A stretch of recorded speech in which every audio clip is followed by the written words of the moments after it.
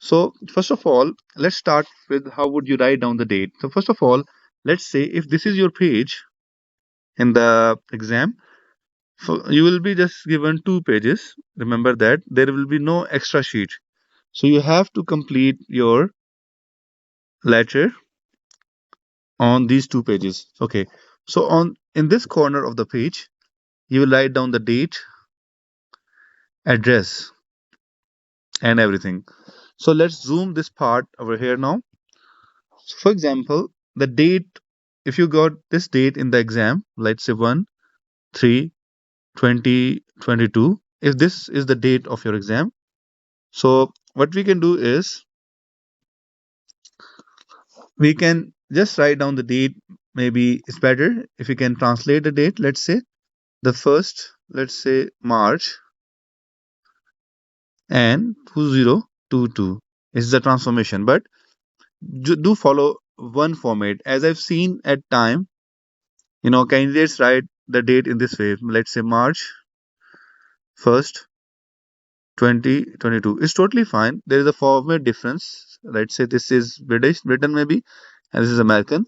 So as you can see in the letter, we do follow this format. Let's say 1/3/2022, or maybe 1st March. Let's say even in the letter 2022. So just follow one format. So on the top left corner, we can write it down. Let's say this thing in this way: 1st March, comma 2022. Right? Then we have to leave one line. And remember, it's a minor thing, but still, let's say this is the first line of the page. So some candidates write on this line. So it will not be marked. So if we can start from this line, let's say 21st March, if this is your date of the exam, 2022. Then there is no comma, no full stop, right? We can just write it down as it is. Okay, this is let's say second line.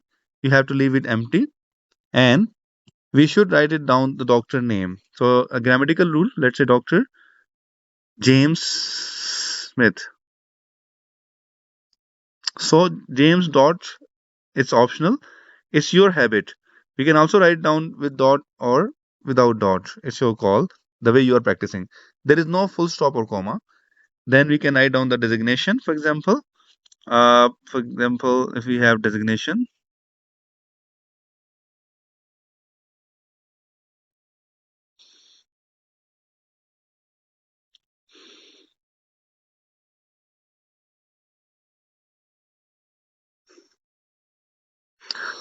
so we have to write it down the with the designation or the department address. It's optional.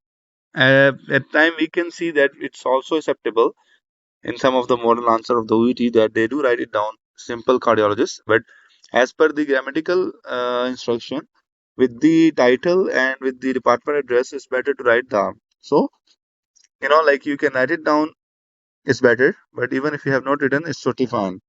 The ministry department, for example, Newtown Hospital, same is the rule for that. Newtown, fine. So there is no full stop comma. After that, we have to leave one line, and we can write it down. Let's say RE stand for regarding, then patient name, Mr. whatever, with the same rule that you have followed for doctor, put comma. We can write it down date of birth or age in this format. Again, if the date of birth is, let's say, 3rd April, let's say 1976, we write it down in this way, right? And then dear, let's say Dr. Smith. Now we can put comma over here if when you close the letter, yours sincerely, right? You will put comma over here. But if you have not used comma over here, there is no comma over here, right? And after your sincerely, you will leave 1 to 2 line. Then you can simply write it down, right? Say doctor, or if you are a nurse or whatever your profession is, you write down profession. We should leave 2 lines or 1 line between your sincerely and doctor. So this is just the layout format we have discussed in each and every type of letter. This layout is acceptable. However, there is some letter, and yes, we can write it down, let's say in a flip order. Dear doctor can be written over here, and regarding can be written over here. Similarly, if we cannot write down, if we have not written the date over here, the date can be written over here with the same rule, reviewing a line. So similarly, you can see there in some of the letter, if we are referring someone or if we are requesting someone, healthcare professional other than patient GP, to pay a home visit, if a new healthcare practitioner or new doctor or new physiotherapist or maybe a nurse, I'm using new word, mean that the person has have no idea about the patient before, so he can write down the address of the patient over here. Even the next of kin address, if it's relevant, can be written over here, like next of kin name, his address, in phone number, and fax can be written over here. It's less likely that we can have this letter in medicine, but still, there's a possibility that you can get such letter. And if you get some letter in the exam, it's better to write it down the address of the patient over here, right? Anyhow, so this was the layout grammar that we discussed. There are some rules of the grammar we have discussed with you. I hope it's clear to all of you. So now let's say, first of all, before we can discuss the structure of the introduction or the sentences or the conventional sentences we can use, the most important aspect of OET writing are the tenses. These are the most important aspect of the OET class. So we have to see in part of tenses, mostly we are using the present simple tense or indefinite, we can say. We can use present simple or present indefinite tense in the introduction mostly. When, let's say, to make it more simple, as per your understanding, as per your experience, your exposure, you have seen when we have the assessment given, if you remember, we have discussed in the class, we have different type of letter. So if we have the assessment given, for example, the GP has made the diagnosis as diabetes mellitus. So now in this case, if it's a suspected diagnosis or provisional diagnosis, in this case we'll be using the mostly present simple tense whose sign and symptom are suggestive of diabetes mellitus, right? Okay. If there is no diagnosis, just the symptoms, or we have to write it down today he presented with. So you can see mostly if there is symptom like a case, we can use the mostly the today's symptom, whatever it is, the past simple tense, right? But even if we have symptoms, this is one category. In the second category, if we have symptoms that are persistent in nature and like we having a coverage of 2 weeks, 3 weeks, so we can use the present perfect continuous tense who has been having this problem, right? So this is the grammar of introduction. In a conventional letter, a simple letter, we can use these tenses mostly. And regarding the sentences, for example, we can see there we have to use certain things which include a positive noun. What is that? The noun that describe the quality of the noun. I'll explain you. Just remember that. I'll explain in the sentence. Noun. If we can see that we have a positive noun, we have this is one thing that we can see a positive noun, a part of thing that can be used in the introduction. Just forget the name, but the positive. We don't want you to remember the names, but I will just try to separate the areas. Then we have the relative clause, majorly we can use, and we can also use the complex sentences. I will give you the example as well with the contrast clause, for example. Anyhow, so for example, how can we use these things? For example, if I'm writing, let's say, thank you, separate words, for seeing Mr. let's say James or Mr. Smith, right? Then now we are adding the positive noun. It could be a positive noun. Let's say a 26 dash year dash old and accountant. So now this is your a positive noun. Mr. Smith was noun, let's say, and now this is your the age of the patient or the profession of the patient. This is a positive noun. At time we can see that we can write down the age in this format. And if you have written the age in the you can say address part, so simply we can write it down this one with comma, with here comma, and if it's accountant, an accountant, let's say. So this is your a positive noun. Okay. Then we use the relative clause, for example, whose signs and symptoms are suggestive of, for example, diabetes mellitus.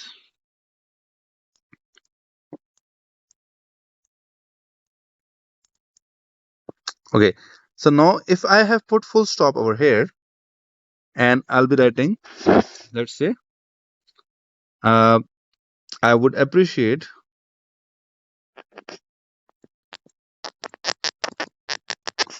if you could further manage this patient, let's say. Now, in this case, there is a rule that after accountant, there is no comma, right? And there is no comma because now this is your, we can say, defining clause. So, when we have a defining clause, there is no comma. This relative clause, or if you don't remember the defining and non defining clause, when you can see that this who clause ended up with full stop and it's not continue, then there is no comma before whose. But for the sake of example, if I am continuing this sentence after mellitus, let's say, if I will be writing in this format, I'll make it separate sentence, separate color so that you understand. For further management, full stop. Now we can use comma after accountant or before who. Now this is non-defining clause. So this is one of the grammar rule that you have to have in your introduction. So the tense you can see we have used the present simple tense, and then we have a positive noun and we have the relative clause with different comma rules, right? Anyhow, that I've discussed with you about the we can say sometimes we can use the contrast clause if we have a situational letter. So we can just write it down. I'm going to give you example with that contrast clause. Thank you for seeing Mr. Alex, for example. Uh, a gardener, let's say.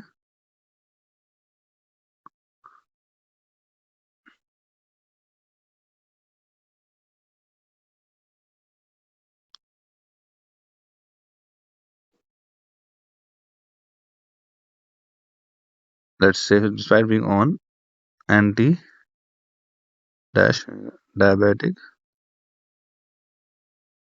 medicine.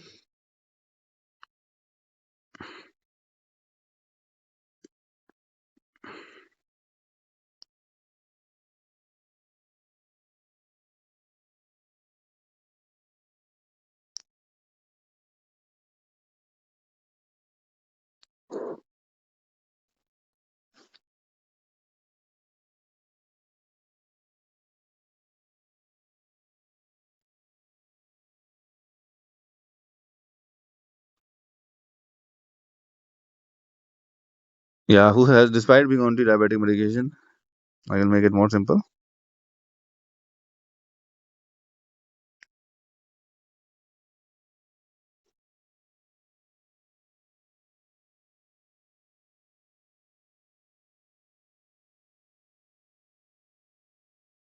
So you can see that I've used the contrast clause. or we can change it, who despite being on anti-diabetic medication has not been responding to the, has been having high blood sugar level, right? Any letter type, let's say we have discussed with you, either it's a referral, it's a discharge, it's a request, transfer, and so on. Let's say, to start in a simple format, if there is a progression of disease in a referral letter, the patient presented to you with the same condition and the symptoms are worsening, and now you are referring this patient. So if we can see the case notes and we draw a line, okay, from this point till this point, maybe from few visits, from this point to this point, if we can see there that we have less relevant detail, but ever it is important. Let's say if we have AMI over here in today visit, and this is severe pain, and previously we have 3 visits, and the patient has mild intensity of chest pain. So as compared to this severe pain is less important and it's more important, right? So what we can do is we have to summarize this detail. So let's say, and we have to expand this detail. So let's start with the summary skill. As we have already discussed in the summary portion of the class, but as this is the grammar class, I'll be just focusing on the tense which is appropriate. As the word summary indicate that this will be covering few events that will be running in some period of time. Like it will be a time coverage from X date till maybe today. Okay, in some cases from X date till maybe Y date. So this time should be summarized. As we discussed, there are 3 visits, 1, 2, 3, that started from, let's say, 2 to 11, and with the interval of 1 week, now it's your 28, let's say, to 11, these 3 visits. So it's a history of 3 weeks. So we have to summarize these 3 visits. Now all these things are in the past tense, for example, as compared to the today visit, that is also in the past, but this is in the past tense. So we prefer to use the perfect form of the tense when we are summarizing. So let's say in the letter, we can see that if we have the treatment record, multiple visits, so the treatment record mostly can be written in the past simple tense as a wholly solely, right? And if we have a comparison, if we have a comparison, so we have to compare, for example, past, near, near past, I mean to say, and far past. If we have to compare these two things, so we have to use, let's say, simple past for the near event and past perfect for the far event. So when we are summarizing the information of the first 3 visits, and if we have to scale the timeline of the events, so the events with reference to today visit that are not close to the today visit or far away, we can use the far past, I mean had, with third form. But the event that is close to the today visit or early, let's say the second last visit, and then we have a last is the today visit. So we should use the past simple but when we have a comparison. To give you an example, let's say we have to see, let's say we can write it down. He reported that, if it's also past simple, that is on any particular date in the past, that he had noticed blood in stool yesterday, for example. Or I'll like to make it more clear, he reported on, for example, blah blah date, that he had noticed. So yesterday with reference to the previous date, so there is a time comparison. You can make a reference from each other, how to differentiate this thing. Now going back to the main point, like how would we summarize? We can summarize this event, let's say over a period of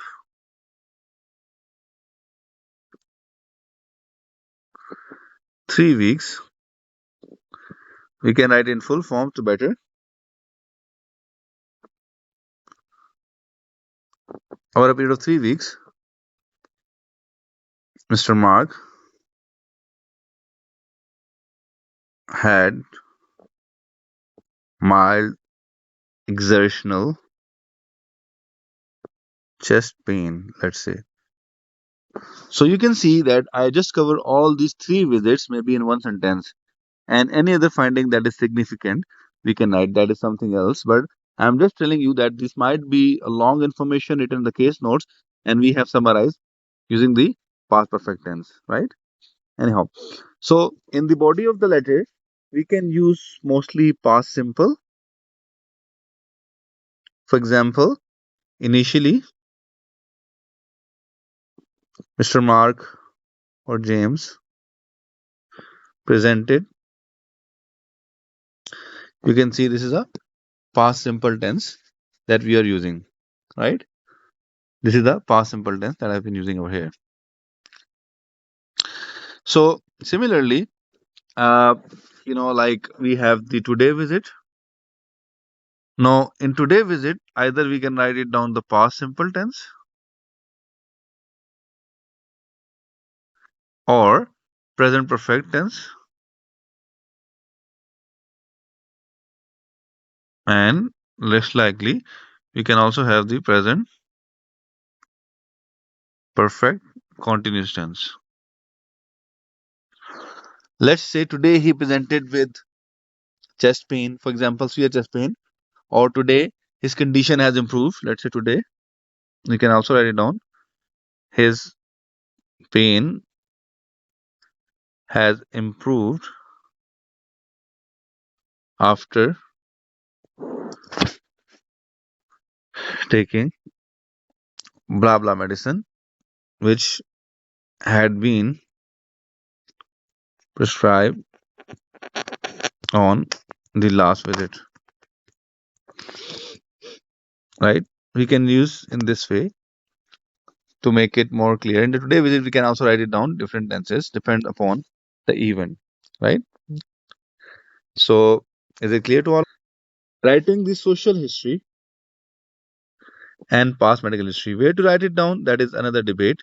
But whenever you're writing the social history and past medical history, there are some standard convention people are following, and the format people are following, that we have to write it down social history in second paragraph or before conclusion. Do not practice any format. You just have to be, you can say, you just have to write it down in an open mind, with an open mind, that according to the relevance, I would write it down social plus past medical history. There will be some letters that we'll be practicing, and you can see that you have to split the social history or past medical history into two parts. There would be some information that would be quite significant to be written maybe with the presenting complaint or the treatment record, and there will be some history in the social history that might be semi-relevant, and we have to write it down somewhere down the grade. Anyhow, so that is the organization part. We'll not discuss in detail over here, but social history and past medical history, as they said that history never dies, so we prefer to write it down in present tense. At time, let's say symbol A, we should write it down the simple form of the present tense. And at time, we can see that we can write it down present perfect continuous tense. And less likely we can use the past simple.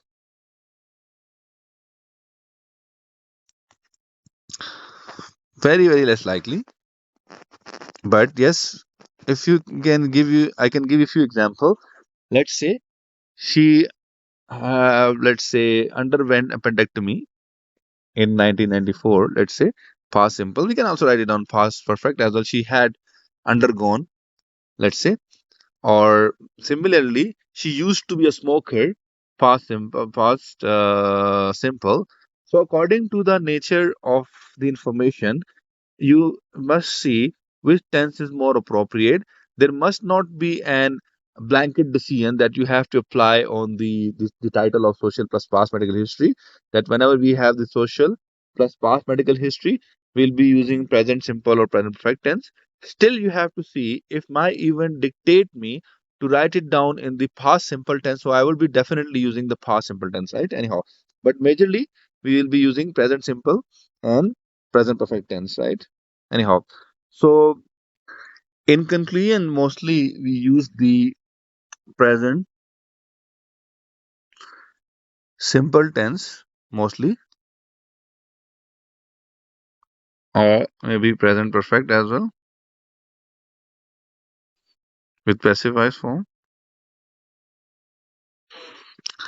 Let's say I'm in view of the above, we write it down. Mr. XYZ, let's say in view of the above, I'm referring Mr. XYZ, or Mr. XYZ has been referred to you for blah blah thing, and he has been given, yeah, he has been scheduled for this and this thing. We can write it down. These tenses in the conclusion part was missing. If we don't have the name of the person to whom we are writing, let's say dear doctor. So when we close the letter, we will write down yours faithfully rather than sincerely, right? So this is one of the rules that I was not discussed in the introduction part. I hope it's clear to you. Okay. So quickly, I will be discussing few abbreviation. If you have no idea, so I believe you will have an idea, but still, the question student asks, you can see stat. It mean that immediately. We can see, let's say PRN. It mean that as required. Fine. We can see, for example, 2 by 52. 52 is the number of weeks per year, so it means 2 weeks. 52 is the total number of weeks and 2. Let's say if it's written 2 by 52 ago, so we can write 2 week backs. It's written RV 2 by 52. RV stand for review, so we can write down his review was scheduled after 2 weeks, like that. Similarly, if it's written 2 by 24, so 24 is the number of hours, so after 2 hours, right? Similarly, if we have 2 by 12, so 12 is the number of months, or 3 by 7, so 3 or 7 is the number of days. So these are abbreviations. We have to see if we can see in our letter. We also have some letter with the medicine regime like BD. It's mean twice a day, for example. We also have TDS or TID, let's say. It's mean thrice a day or thrice. We have QDS or QID. It means 4 times, right? Or we have Nocte and small actually. It means at night. NOCTE at night. For these will be written in this way, right? Then we have to see. Sometime you will see PC mean uh, let's say after food. We have to see SI, let's say sublingual. IV is intravenous.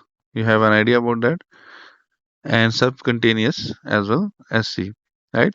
So these are some of the abbreviation that can be found. Like say the treatment part. If we can see, there are 2 to 3 treatment that been given together. So we can simply write down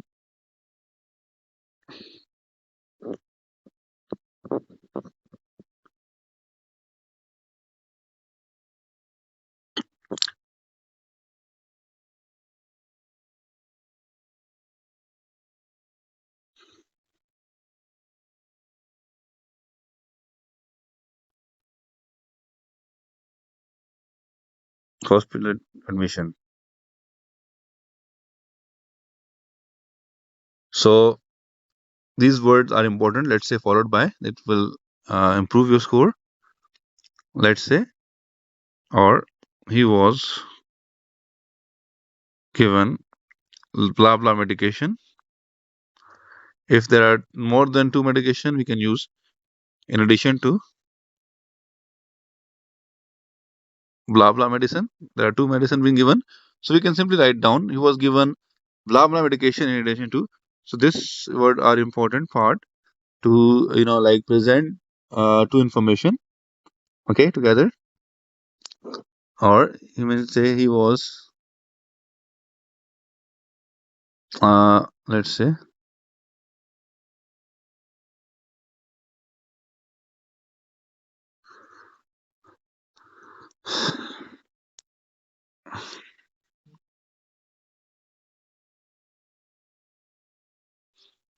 he was administered blah blah thing combined with, for example, let's say if there is something else, blah blah whatever. There's two things that is being given together. We can write it down in this, right? So if we have more than one medication, if you mention that, so we can simply write it down. He was given by XYZ medicine in addition to, let's say, the second medicine. This is the first medicine and the second medicine. If you have two medicine, we can write it down together, right? So we can write it down in this way. If we have, or we can also write down like I prescribe him blah blah medicine combined with second medicine. The way we can write it down, or in addition to second medicine, or he has been prescribed blah blah medicine combined with. So these are few important words that we can use when we are using the treatment in combination. In important words that can be helpful for you, and you can write it down. This thing, right? Writing something for consequences, we can use for the effects. We can use therefore, consequently, and so on. Important word. For example, uh, he was in severe pain, therefore he was given painkiller, right? We can use therefore. If we have the consequences for something, we can use this word, or we can also use the consequently. We can also use hence as an example over here. Okay. Okay. So we can see, let's say, or you can also write it down after taking consent from patient, he has been scheduled surgery. So this line after taking after important line can be written in the variety, right? And similarly, if you can see when we have something to be written in contrast, and we I would like to give you an example where we can use the tenses sentence together. Let's say, despite, this is clause of contrast. I'm writing the two things about the tenses and sentences together while writing the contrast clause is your basically uh, complex sentence. So basically, if you're writing a contrast sentence clause, so we can see that I'll be practicing one clause of contrast with addition of two tenses in there. Let's say, despite he had attended physio for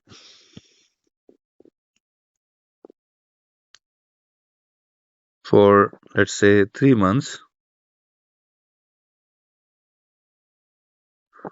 comma, his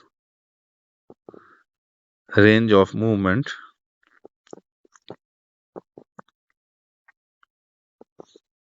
has not, sorry, not has movement did not improve. So this is your clause of contrast, but the flavor of complex sentence. And I tried to use the past perfect with the, we can say, present, sorry, past simple. Why? Because there was some time in past for 4 months or for 3 months, the patient was regularly attending the physio session, and the consequences of this thing was that he did not improve. So I just have to, like, differentiate this even from this one. I had used the had with that. So now you can think of the different clauses. You can use despite, you can use in spite of the fact he had been attending physio session for 4 months. Yeah, he had attended physio session for 4 months. Okay. In although he had attended physio session, even though he attended physio session, like, or even while he attended physio session for 3 months, his symptom did not improve. So you can see that these are a few examples of clause of contrast that can be used in your writing task with the help of the grammar we already discussed. We can also use the, we can say, purpose clause. What we have in the purpose clause, let's say, we can use in order to lose his weight. If it's in the past tense, he was advised to modify his diet. So let's say we put comma after the, we can say, dependent clause, and this is independent clause that is writing afterward. But if you are flipping it, let's say he was advised to modify his diet in order to lose his weight, there is no comma then. Anyhow, one more thing I will discuss in parallel with this thing, advice versus advice. Advice versus advice. So with S is verb and with C is noun, right? So whenever we have already a verb in a sentence, we will use a noun. L- let's say he was given a piece of advice. No, we use with C. Given was a verb, but he was advised. Now we can use S. Anyhow, this is an example of purpose clause. We can also use so that as well. He was advised to modify his diet so that he can lose his weight with the same structure of sentence. Now, the reason clause we can use with due to, because of that, and let's say due to the fact he was overweight,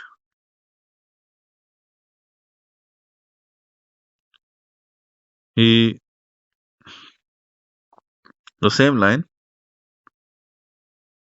he was advised to modify his diet. I can write in the same order manner. Let's say because of excessive bleeding or blood loss in the ward, he was transfused, let's say, 3 bottles of blood. Or we can write it down because he had excessive blood loss in the ward, he was transfused 3 blood. So difference in the tenses will also be clear, right? So you can see that these are a few examples of different clauses that we have discussed now. Is it